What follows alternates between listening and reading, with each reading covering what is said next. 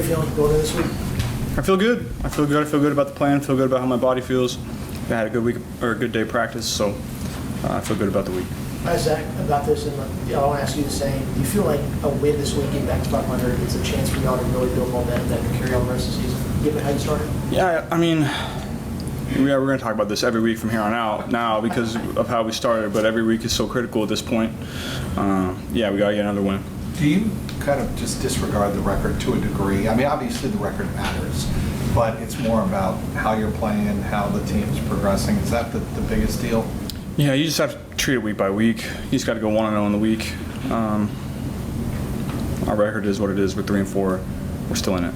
Is there anything that getting to 500 does for y'all mentally? Does that make a difference aside from, it's a number, but does that do anything for y'all mentally to get to that point? Yeah, you want to have a winning record. And this is the next step towards that goal. So, got to go 1-0 this week to get to 4-4. Given what the Eagles have on their side of the ball on offense, they're explosive, one of the most explosive offenses in the NFL. How much emphasis do you guys have as an offense about playing better than you have the last 2 weeks in terms of scoring and just overall operation? Yeah, we got to play great this week. We know what they have. We know they have really good players. They're going to make plays on offense and defense. So we got to play great on both sides of the ball. What stands out about their defense? They got good players. They play within the scheme. They're well coached. We've played against this style of defense before. It's always tough. They got a good pass rush. They're gonna pressure you. So you got to handle it well. You got to get the ball out quickly, and you got to push the ball down the field when you find your opportunities. You've played against Fangio a few times now, different stops. I mean, is his scheme pretty much the same, but does he adapt the players he has, or what's it look like to you? He adapts year to year.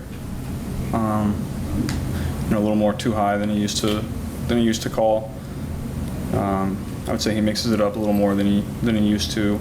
Keeps you on your toes, sends the pressure here and there. So you got to be ready for a lot of different things. They mix it up front-wise, personnel-wise, quarters, single high, cloud. So they do a good job disguising everything, making everything look the same. Over the years, you've really, in key moments, you've leaned on T and in really critical spots, even going back to the Super Bowl run. What's it about T that makes him a guy that you kind of turn to when you maybe need to throw more so than other throws? T's just a great player. And I'm lucky enough to play with enough great players on our offense that I can throw the ball where the defense tells me to throw it, not having to think about other things. I'm confident in any of our guys to just go and win. And T's been playing great. He's going to continue to play great. He's going to continue to make contested plays, win his one-on-ones, and make plays down the field. So I'm going to continue to go to him. How much do you allow yourself, or do you even think about that this could be the last year that you have both T and Jamar to throw to? I mean, have you thought about it at all as you went through the season? No, not since the season started. Did you think about that at all before the season started? You have a lot to think about in the off seasons. Yeah, you think about your own career, a lot of different things, how things can play out. That's life. Once you're in the season, there's almost no other thinking going on other than what's my job today and try to get better. Do you keep up with the quarterback class of 2020? Do you have any kind of relationship with Jalen? Not really. We were at the Heisman ceremony together. We played against each other in college. Last time I saw him was when we played him there in 2020. I don't really I wouldn't say I have a relationship with Jalen. How important has Zach Moss been in pass protection, and how much do you trust him? As much as you guys move him around and behind the center, picking up guys on the outside. Yeah, he's done a great job. He's really filled that role that we needed expertly. He's getting the feel for where he needs to be in his checkdowns, the timing of when he's going to get the ball in those checkdowns. He's really been playing well. What do you remember from that game in 2020? We tied. It wasn't very fun. Are you? I was thinking about this. Are you kind of upset that Fletcher Cox isn't playing anymore? I can't say that. No. He's a great player. Always was. Always disruptive. So I'm glad he's retired. But was there a part of you that maybe wanted to kind of maybe get back after the hit in 20? No. With John 20? No. No, I hope he's still sitting on his couch, enjoying a nice steak dinner or something. Stay off the field. Was that game the most you've been hit and the hardest you've been hit? That's tough to say. It was so long ago now. I remember getting hit a lot, but I remember getting hit a lot of times, so that's football. Does it feel like 4 years ago? Does it feel longer than that? Yes and no. You know, it feels like a long time ago, and then it also feels like yesterday. I guess that's how life is when you get a little older. You guys, 0-3 at home. I know each game tells a different story as to why the outcome is what it is, but is there any theme that you can point to that you guys need to correct at home to start winning some games here? No, I wouldn't. You know, like you said, each game is its own thing. I don't think there hasn't really been a consistent theme game to game this year of things that we haven't done well or we have. Each game is its own thing, and you go and correct based on that. Joe, what can you say about how this team has responded after an 0-3 start? We've got 2 in a row. We've won 3 or 4, so we put ourselves back into it. That's all you can say right now. There's still a lot of football to be played. Only 7 games in. We got 10 games left. Not even halfway through it yet, so the story's still being written. Even though in some ways, in the first few weeks of the season, you started with 3, but you were able to do some good things, specifically on offense. But the outcome of games, like coming away from it, knowing that you won, like that in itself, does that provide confidence for you guys more so than just feeling like you did some things well? Yeah, of course. Your goal is to win the game. Doesn't matter. And nothing else matters. You know, you can throw for 500 and lose, and you're gonna be pissed off afterwards. You know, my goal is to win games. That's what we've done the last 2 weeks. We gotta keep it going. Is not caring what it looks like or how you play part of maturing as a professional, or has that always been you, no matter what level? You always want to win. You know, I'd say early in my career, you know, early in your career, you're more.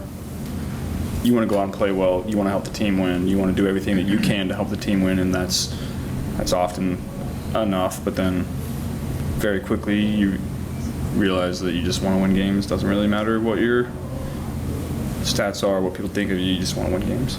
Is there any extra feeling of excitement or anything when you walk in the locker room and the white helmets are hanging up? No. Do you take, you've gotten paid, Jalen's gotten paid, Tua's gotten paid, Justin's gotten paid, like all the big quarterbacks in the class have gotten big second deals. Do you take a lot of pride in the fact that y'all as a class have done really well? Like, is there any part of you that like you feel any certain type of way about that? I haven't really thought about it. I think, you know, we're each our own player. I'm happy for all the guys, and that they played well enough to get their contracts, but I can't say I've really thought about that. Well, now we're kind of talking about it. Have you kept up with the Tua situation at all? Is that your... No, not really. I know he got hurt a couple weeks ago, had another concussion, so I've, you know, I was obviously thought about him in the moment, but I haven't thought about it in a while. For guys that maybe, I mean, obviously none of us are going to be quarterbacks, so, you know, how do you gauge when you're at that level you're at, you're in the position you're at, gauging what you can do to help your team versus personal safety? When you've had those situations in the past, how have you kind of managed, you know, handling all of that as you figure out what's best for you? Yeah, I mean, I'm going to go out and play. If I can drop and throw, I'm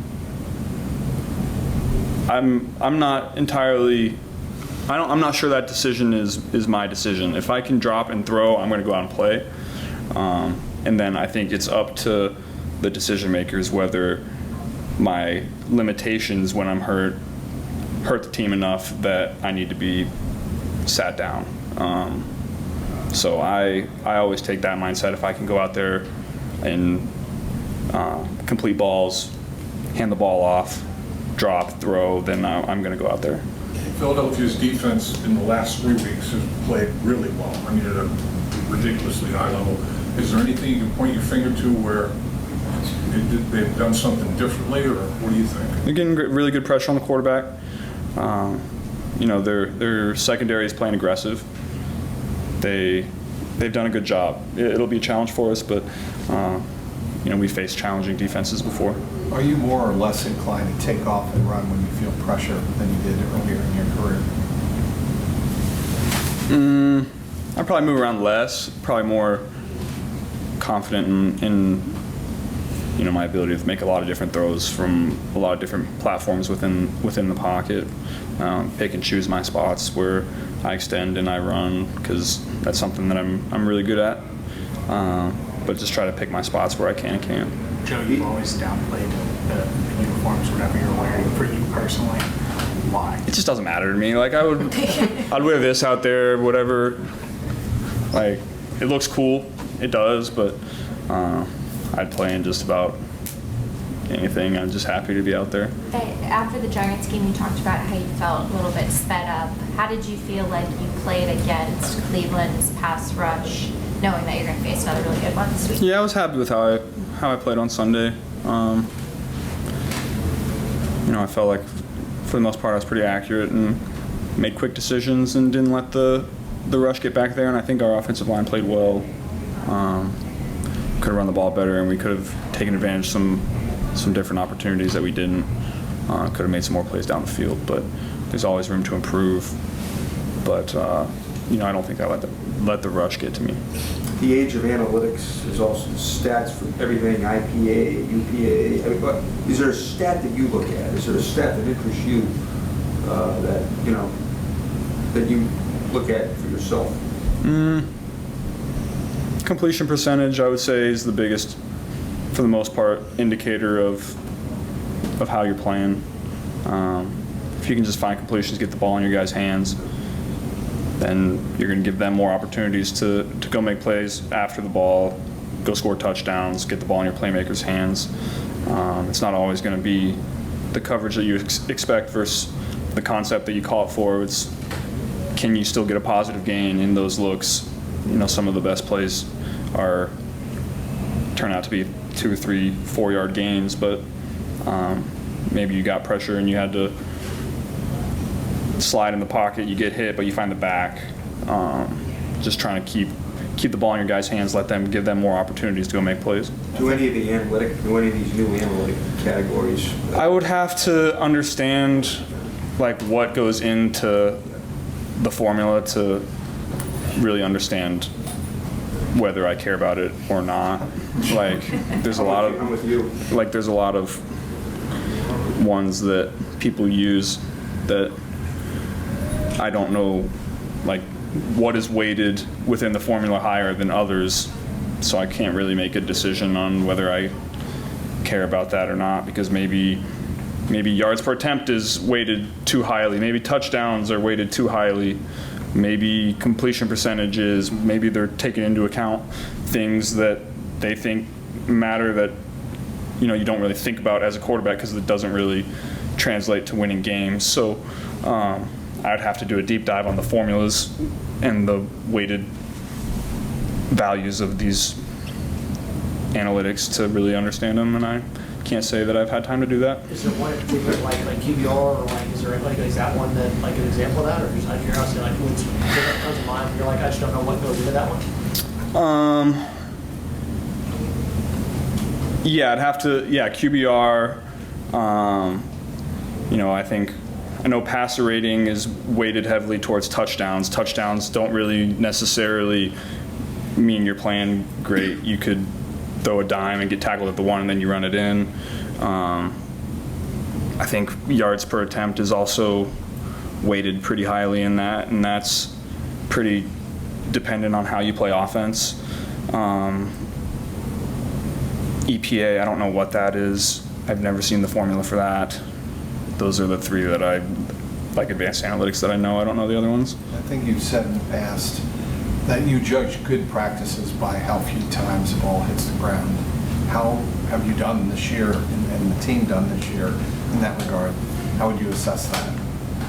Yeah, I think that more rings true later in the week when you start to dial in you've talked about the routes, you've talked about the concepts against each individual look, and then you rep it at the end, and then you're on the same page. You know, early in the week, it can be you can be not on the same page, and some balls hit the ground, and you come back and talk about it, and like, hey, I want you to run this route a little differently, get a little wider in your release, or change your split.